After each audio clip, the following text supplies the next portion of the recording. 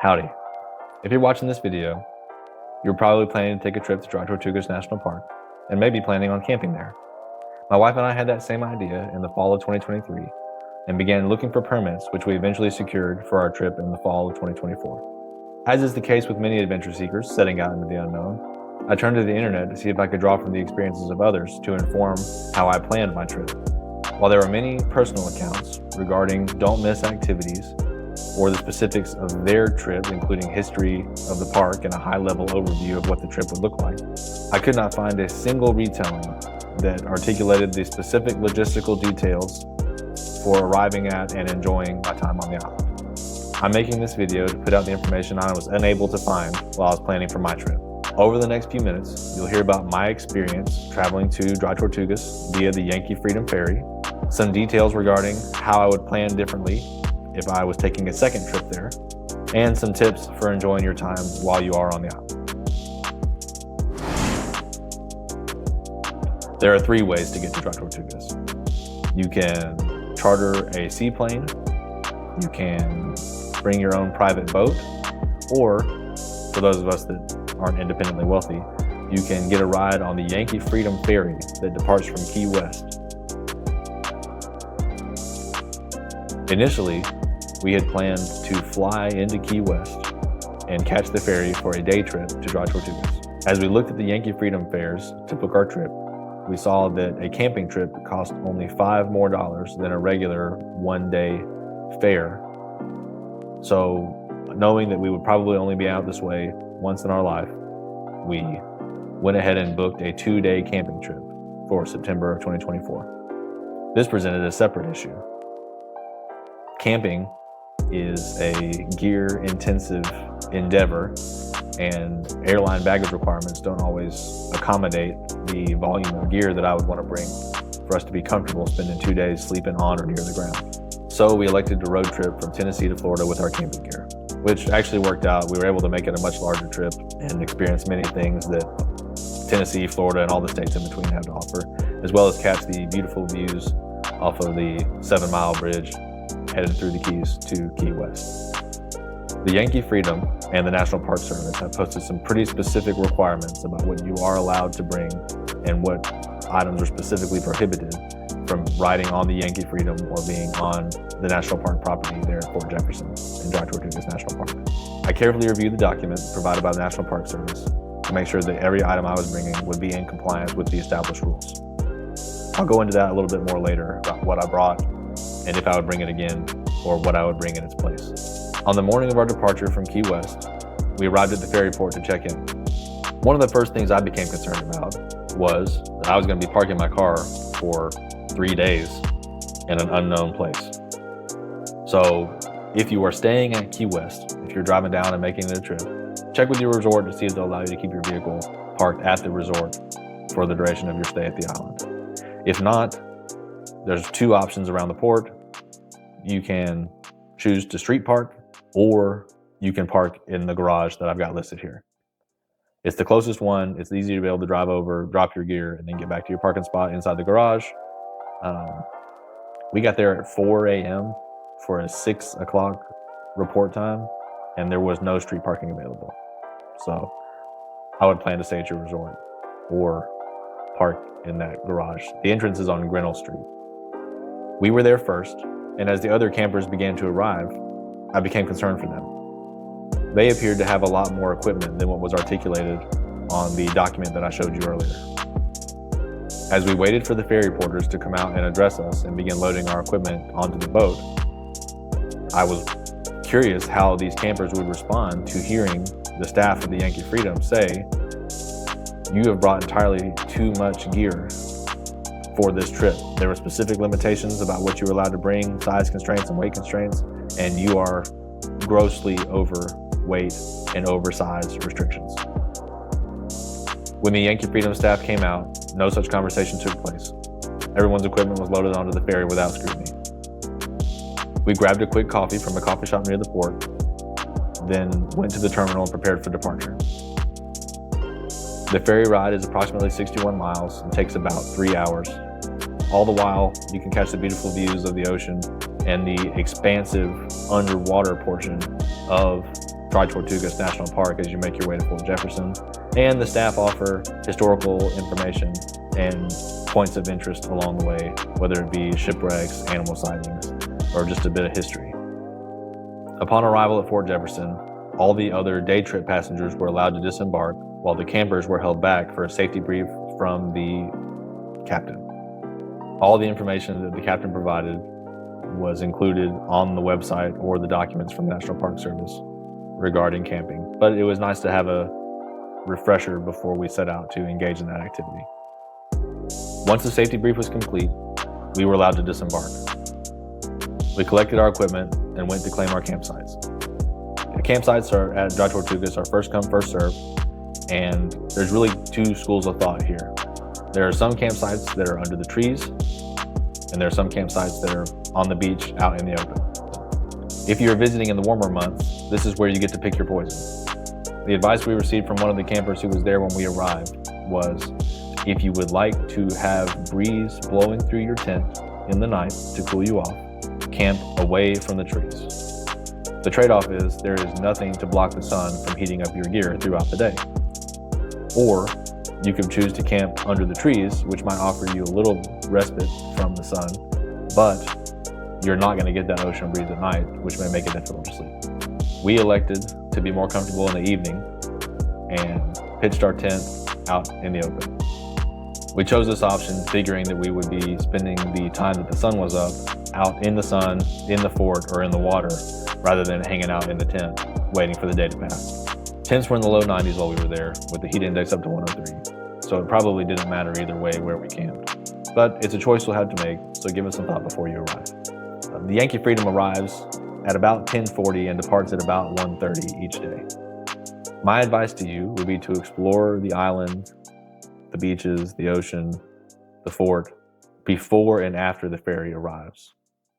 While you can still do it with the rest of the group, I found it to be a little crowded, and it was much more enjoyable and serene being out early in the morning and experiencing the sunset without the large crowd. So you may be wondering, what do I do in the time that the ferry is there? As I mentioned earlier, it was hot when we were there in late September, and there are only 2 air-conditioned spots on the whole island. One of them is the gift shop that only opens when the ship arrives, and the other is the ship. So the ship arrives at 10:40. From 11-ish to about 1 in the afternoon, you can hang out on the boat. So we spent from 11 to about 1 o'clock sitting in the air conditioning on the ship, avoiding the crowd, taking advantage of the snack bar on the boat, and charging up our cameras, phones, fans, and my wife ended up taking a nap. If your intention, like mine, was to record some of your adventures for posterity's sake, keep in mind that it is Florida, it's probably going to be hot, and many cameras, if you set them up to do a long exposure or a time lapse, will time out because of the heat. The Yankee Freedom rents snorkel gear. We brought our own. Whether you bring your own or rent from the Yankee Freedom, don't skip the cold docks. You'll see them when you get there. There were tons of fish. If you swim out to the ocean side of it, you'll see there are schools of fish that just hang out there, and you can just enjoy the view. Make sure to explore the fort fully. Each level offers a unique view of the history of the fort and the beauty of its present-day state. Also, don't skip a walk around the moat wall to take a look at the entire fort. Sea life hangs out on both sides of the wall, in the moat and in the ocean up against the wall. While we were there, construction began on repairing the hole in the moat wall to preserve the fort. The moat wall keeps the ocean from abusing the fort, and over the years, it has fallen into disrepair. So rather than allow the fort to begin to deteriorate also, they elected to apply some modern improvements to the moat wall to keep Fort Jefferson in its historic state. The construction led to some noise, disrupted the ambiance a little bit, and that may be happening when you go as well, depending on what time of year you go or how long it takes them to get the construction job done. So plan for that. Private boats and seaplanes come and go without a schedule. So Don't be alarmed if there's a plane landing or you hear a boat pull up. Don't be alarmed if there's bright lights in the middle of the night. It's just people trying to navigate their way in without damaging their equipment. One more note regarding the evening times.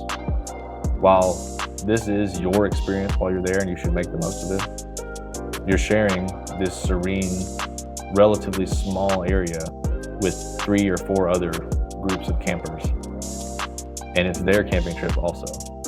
So be considerate with the light pollution and the noise pollution so that everybody gets to enjoy the trip that they want. Once the Dry Tortugas departs, if you're looking for a cool place to sit, the gift shop is open for a little bit longer, and there's a little museum in there as well that you can enjoy while taking in the air conditioning. Or on the north side of the fort, there's a shaded spot with a nice ocean breeze overlooking the North Swim Beach on the 2nd level of Fort Jefferson. The fort doesn't close until sunset, so while the sun's beating down, you can sit in one of the portholes on the north side of the fort, take in the breeze, look over the swim beach, and enjoy the scenes that the fort has to offer. Bring a beach blanket and a snack to enjoy a little picnic. Last thing I want to talk about is how I packed and how maybe you should pack if you take this trip. I'd like to offer a disclaimer. I'm not telling you to disregard the rules that are posted by the Yankee Freedom staff and the National Park Service. I'm just telling you that from my experience, there was not significant enforcement efforts, and maybe you would be more comfortable if you brought just a touch more items. So anytime you go camping, you're gonna bring a tent. I brought the MSR front range, both with the bug insert and the rainfly. And I brought this tent specifically because it goes up with just trekking poles, no additional poles are required. And it packs down very, very small and is very light. And based off the documentation that's provided, weight was a factor with packing, so I figured this would be the way to go. If I had it to do again, I would probably bring a little bit larger tent. While the MSR is a 4-person backpacking tent, that really means a 2-person tent with a little bit of room for equipment. I probably would have elected to go with one that was a little bit larger and had more air vents in the rainfly. Air circulation becomes really important when it's 100 degrees on the beach and you're sleeping outside. And the front range, which is an excellent tent, didn't serve my purposes as well as I would have liked had I known that I could have taken a heavier tent. So, something to consider. Typically when I camp, I sleep on the ground in a sleeping bag with a ground pad. As we were planning this trip, from when we got our permits to our actual trip date, we found out that my wife and I would be expecting a child, and my wife elected to be a trooper and carry on anyway. But in an effort to make her as comfortable as possible, I went ahead and found some cots on Amazon that would keep us up off the ground. I expected that to have 2 purposes. One, be a little bit easier on her back with the pressure points that sleeping on the ground creates, but also being up off the ground would allow air to travel underneath us and above us, which would keep us a little bit cooler in the evening. And it did. These are the cots I used. I'm not sponsored by any of these things, but I'd buy it again if I had to. Not really knowing what to expect with temperature fluctuations and the wind coming off of the ocean, I did pack a quilt. I use a Wise Owl quilt because you can use it as a picnic blanket or as a sleeping quilt. It packs down relatively small. I don't know that I would have brought it again. We used it as a pillow, along with some other things. It's a great quilt. I think I would have used the space that it took up for something else. In the same line of thinking that prompted me to bring the MSR front range, for cooking and eating on the island, you cannot bring any camp stoves. You can't bring any compressed fuel. You can bring charcoal or you can bring sterno.